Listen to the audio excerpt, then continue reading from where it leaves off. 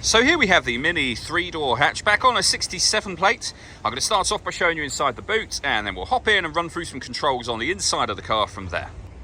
As we approach the back of the car, you can see we have reversing sensors, plenty of boot space as well, along with that 60/40 split folding rear seat, should you wish to increase this space even further.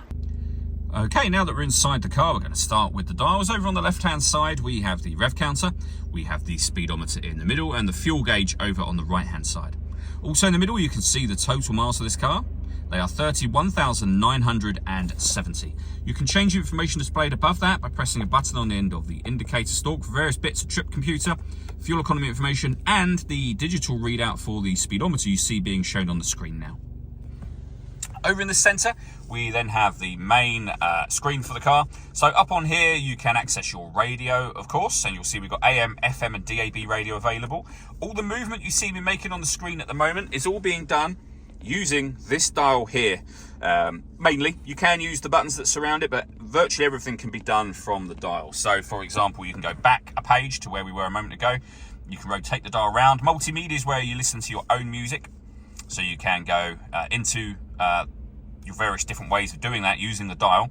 We have USB input, Bluetooth audio as you can see, and auxiliary input as well. Also up on here, we've got satellite navigation.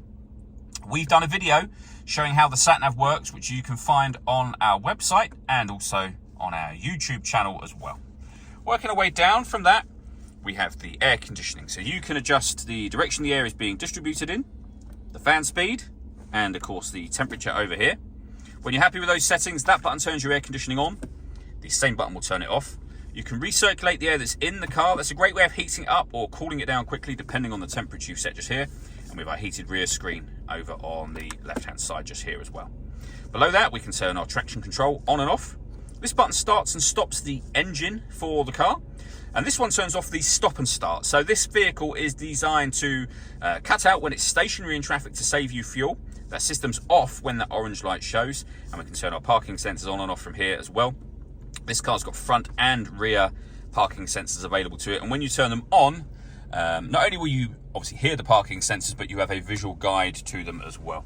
Below that, we have a 12-volt charging socket. We've got our auxiliary and USB inputs down the bottom, and a 6-speed manual gearbox. All that leaves me to say is thank you for taking the time to watch this video. If you'd like to come and see this ULEZ compliant car for yourself and have a test drive, please feel free to call either of our MJA sites. We'd love to hear from you soon.